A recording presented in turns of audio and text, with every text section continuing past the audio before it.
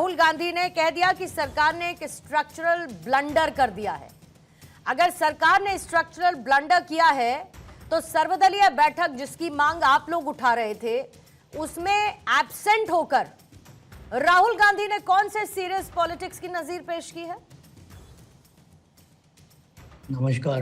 नमस्कार। देखिए, पहले तो राहुल जी चार स्टेट में राज्यों में इलेक्शन हो रहे हैं और पब्लिक मीटिंग्स पहले से ही डिसाइडेड होती हैं। तो कल जब राहुल जी का मना हुआ था ऑल पार्टी मीटिंग में आना, तो वो केरला की वजह इलेक्शन की वजह से था।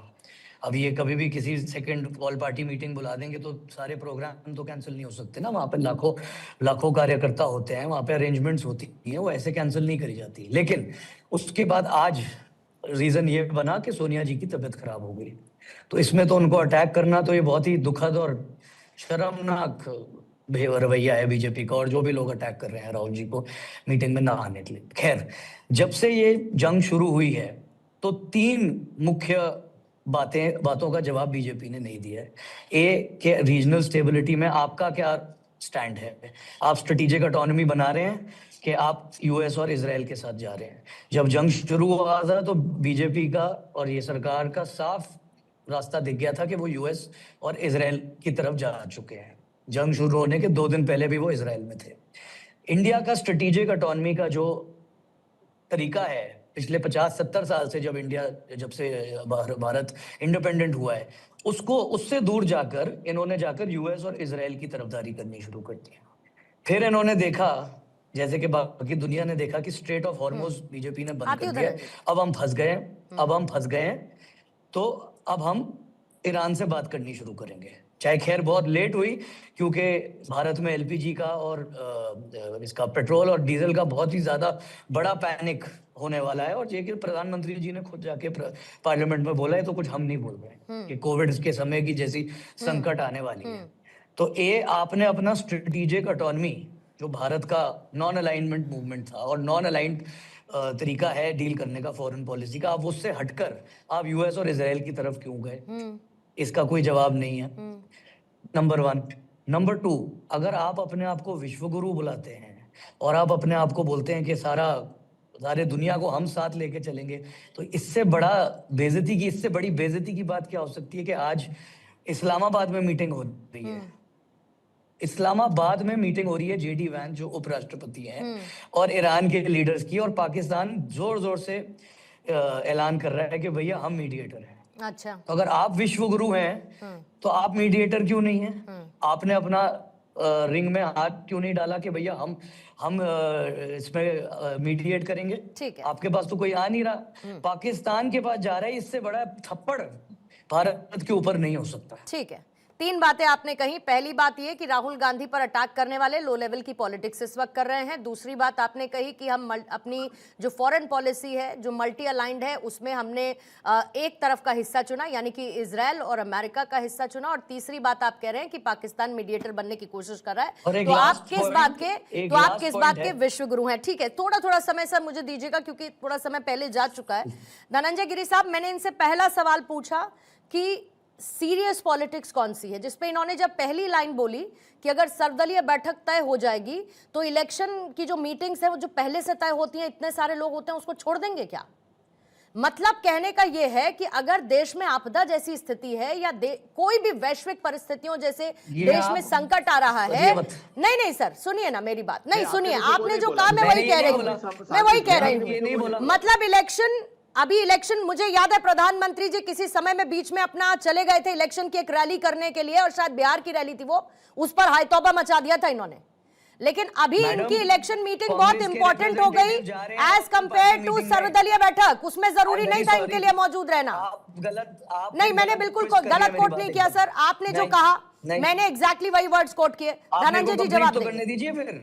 धनंजय जी जवाब देंगे। पूर्णिमा जी, मैं उनके तीनों बातों का बिंदुवार जवाब देता हूँ। पहली उनकी बात है, उन्होंने कहा कि 4 स्टेट में इलेक्शन है।